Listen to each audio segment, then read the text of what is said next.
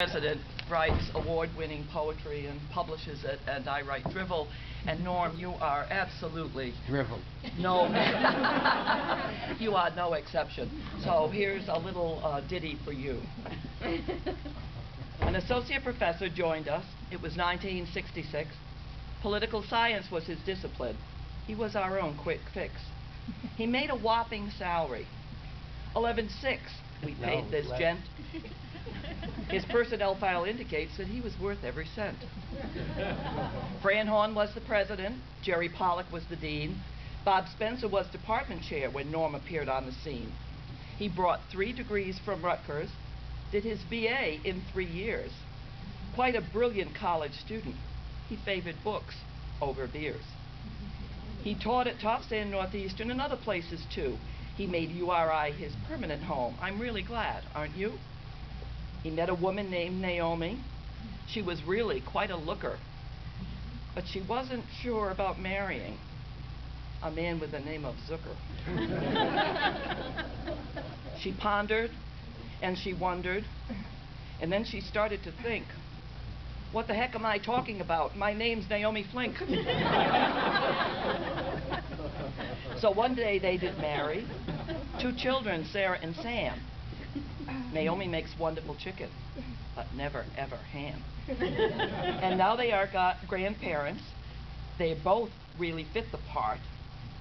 Babette and Zeta, please be still my heart. Norm had a wonderful career here, winning almost every award, scholarly and teaching excellence, but not as many as Bob Weisbord. The Guarded Gate, a book they wrote, garnered so much praise, the university rewarded them by giving Norm a raise. Tonight we're here to honor you, your family, friends, and foes, and to make sure that you don't stop writing by keeping on your toes. Lou and Sue Kirschenbaum and Abner and Roz Gaines will make sure that you stay active. They know you've got the brains.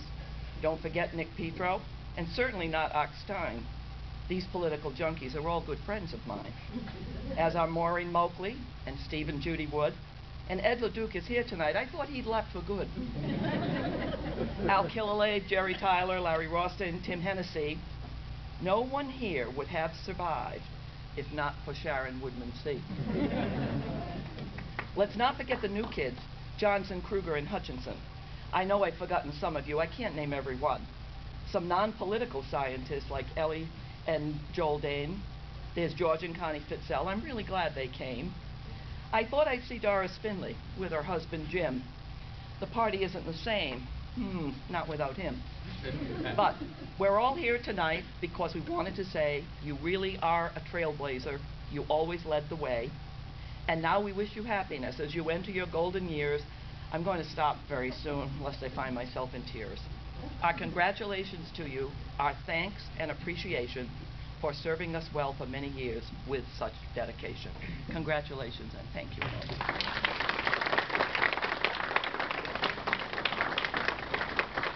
Now I have the pleasure of introducing the next speaker, and I just want everybody to know how lucky that we are that he is here this evening, because as the president announced last week at another event, he will be playing at Foxwoods. He's on his way to Grow Singers, but fortunately, he happened to be able to stop here tonight, and that is our dear friend and colleague, Bob Weisbord.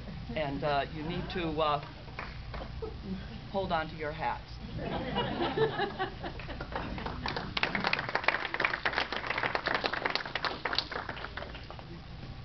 Oh.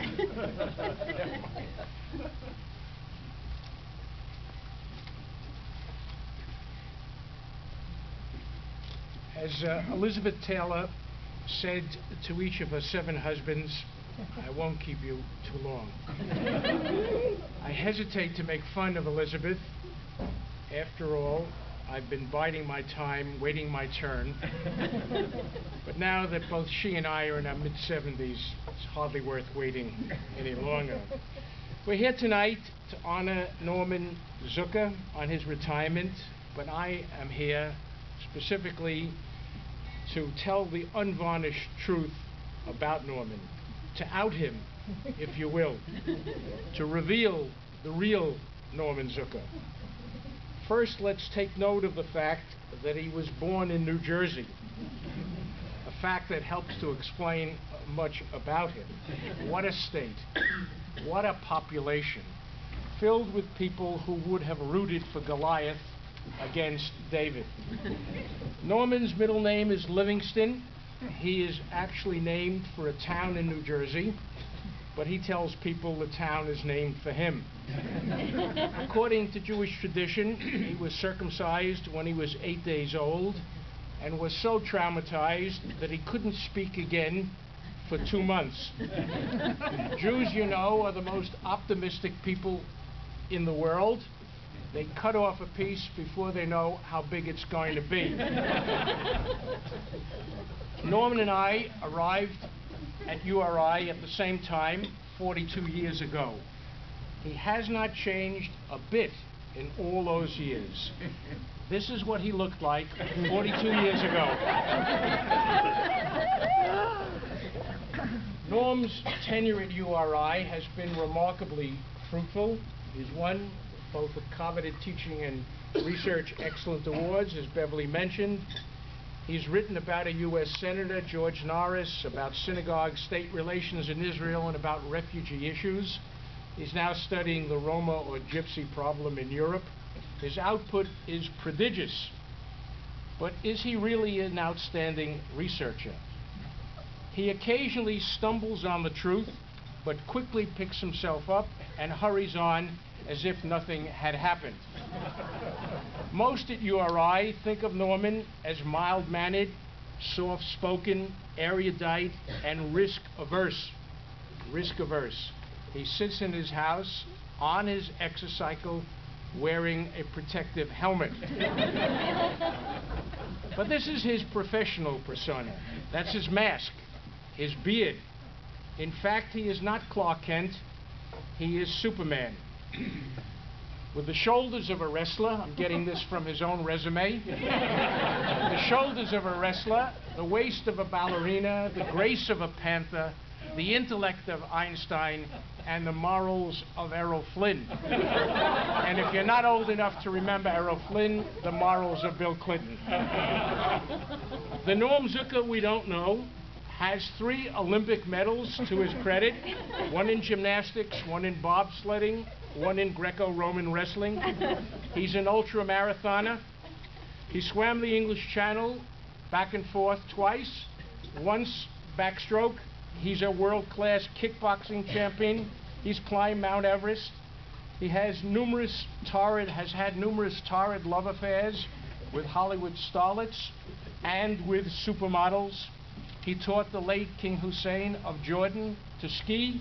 He taught Gene Kelly to dance and taught Bruce Sunland how to make love.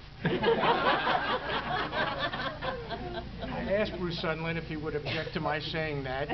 So long as you mention him, doesn't make any difference. He's a big game hunter in the Teddy Roosevelt tradition. He had Mother Teresa's private phone number until she died. He is a major player in the world of high finance. He has made and lost several fortunes. He has merged directorates of corporations with a nod of his head, ruining thousands in the process and caring not one whit.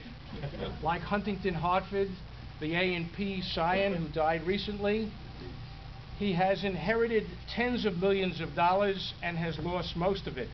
He once confided to me that he had spent a tremendous amount